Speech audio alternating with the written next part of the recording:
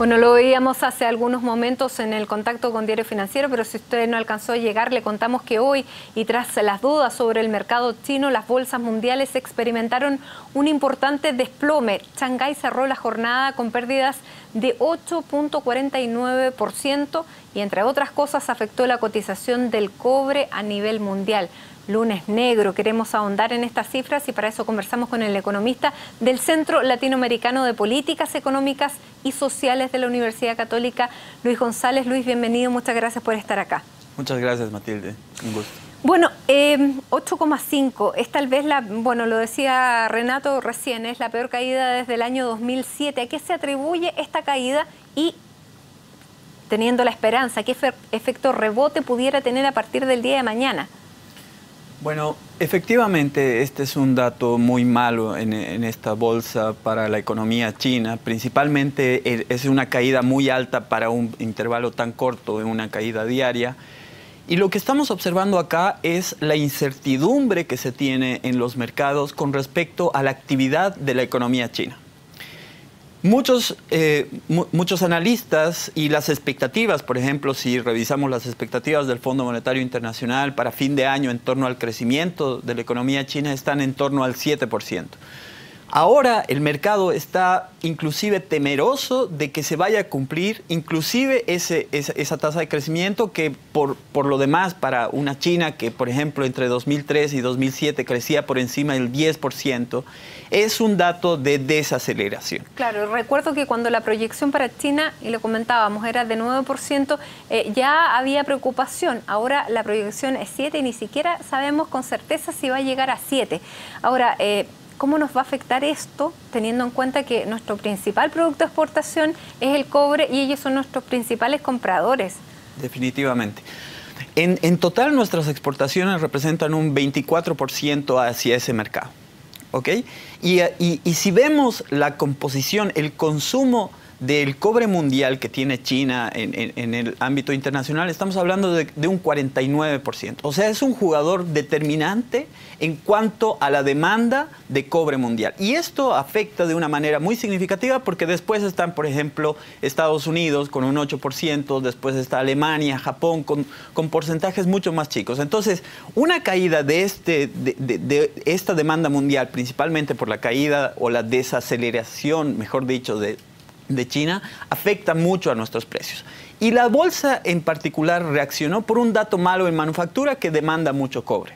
Entonces, de esta manera se esperan precios del cobre un tanto bajos por esta disminución de demanda. Ahora, ¿cómo incide la devaluación del yuan? Porque se ha hablado incluso que este efecto, esta caída del 8,5% pudiera haber sido provocada por las autoridades chinas.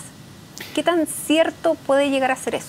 Mira, hay un poco de incertidumbre y técnicamente nosotros podríamos decir que hay un poco de incertidumbre en cuanto a las cifras que se entrega con respecto a la economía china. Pero lo que sí estamos seguros es que esa devaluación que en el año ha sido un 4%, lo que busca es otorgar mayor competitividad a las exportaciones chinas. Entonces, este es un síntoma más de que parece que hay una desaceleración en la economía y que están buscando mayor competitividad en cuanto a las exportaciones. Por lo tanto, las exportaciones chinas van a ser más baratas en el exterior y por lo tanto las importaciones, que es, en otras palabras, lo que nosotros, los países latinoamericanos, Chile, vende principalmente hacia la China, se van a encarecer. Por lo tanto, de esta manera, las autoridades tratan de entregar un impulso. Y no solamente eso, recientemente las autoridades chinas permitieron que los fondos de pensiones que solamente eran invertidos en renta fija, ahora también puedan ser invertidos en renta variable hasta un 30%. Por lo tanto, hay un panorama de incertidumbre con respecto a la actividad económica. La semana pasada también vivimos esta misma incertidumbre, no con los niveles a los que llegó hoy la bolsa.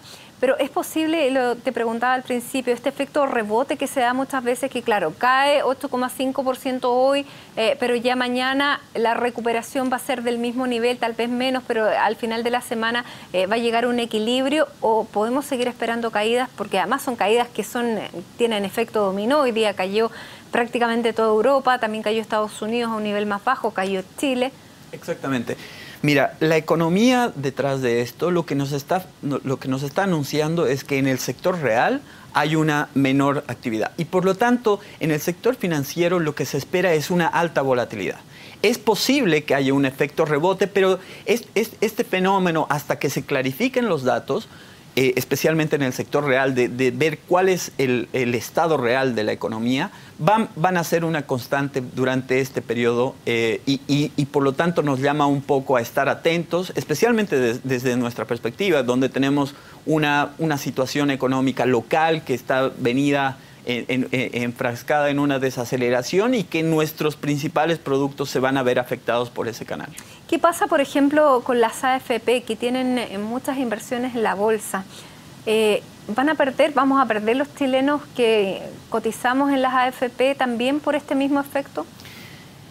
Nosotros lo que observamos es que en promedio vamos a tener algunas pérdidas en estos periodos, pero sin embargo hay que tener mucho ojo con la característica que tiene la bolsa en Shanghái en específico. Es una bolsa que no está tan integrada hacia los otros mercados, por lo tanto es una bolsa que está principalmente configurada al interior de China.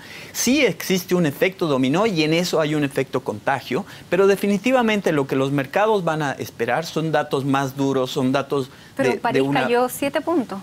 Definitivamente es la incertidumbre que se está generando en torno a esto. Y no es menor, porque imagínate que si la China, que ha sido el motor de crecimiento desde el 2007 hasta ahora, con mucho consumo de materias primas, empieza a desacelerarse, el panorama se empieza a complicar. Y por lo tanto, en ese sentido, en el sector real y en el sector financiero, vamos a tener algunos nubarrones hacia el mediano plazo.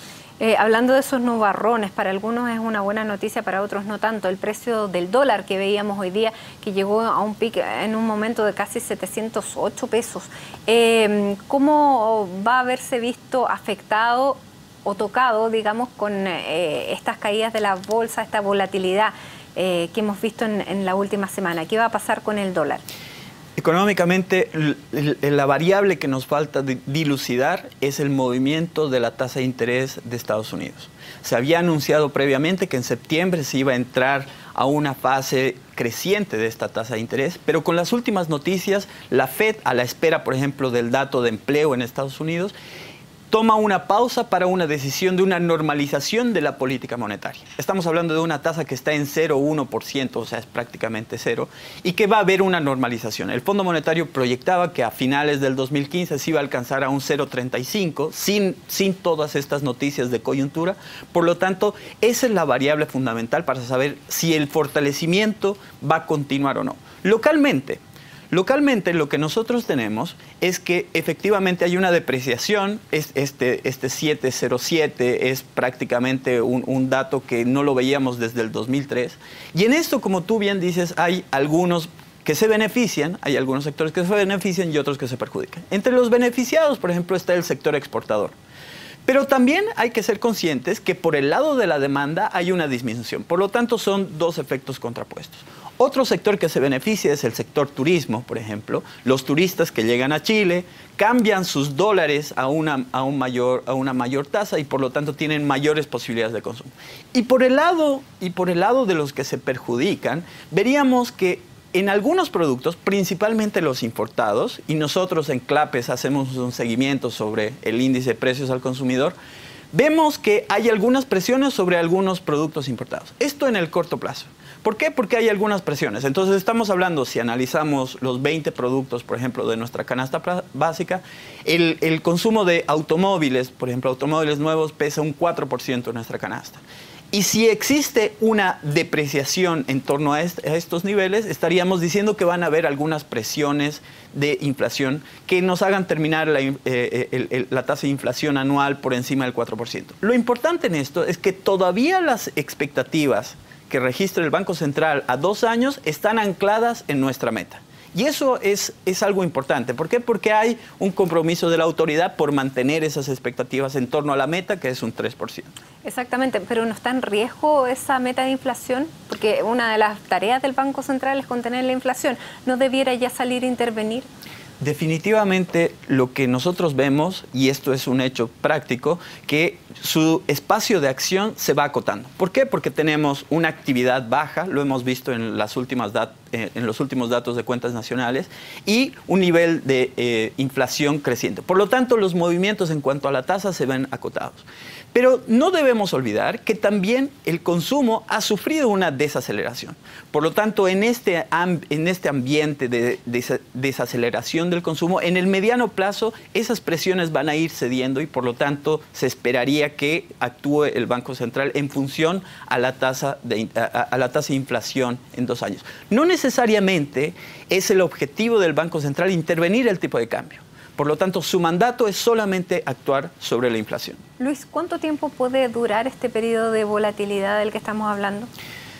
Mira, esa es una pregunta complicada y definitivamente lo que nosotros observamos es que si nosotros hacemos un ejercicio y comparamos con el último periodo de alta volatilidad que ha sido la crisis del 2009, lo que estamos seguros en observar es que la fase de recuperación que ha tenido la crisis anterior ha sido con un alto nivel de precios de materias primas. Y eso hoy estamos en condiciones de decir que no se dan las condiciones similares. Por lo tanto, esperaríamos que este nivel de volatilidad sea un poco más prolongado en cuanto a la demanda mundial. Una economía china desacelerándose. ¿Cuánto tiempo? En años. Mira, lo que tenemos que ver es cómo efectivamente está el estado de la economía mundial. Perfecto. Luis González, muchísimas gracias por estar con nosotros en este lunes negro. Esperamos que mañana sea un día mejor. Esperamos estos efectos rebote, aunque claro, en este escenario de volatilidad no tenemos que tener grandes expectativas. Bueno, muchas gracias. Un gusto.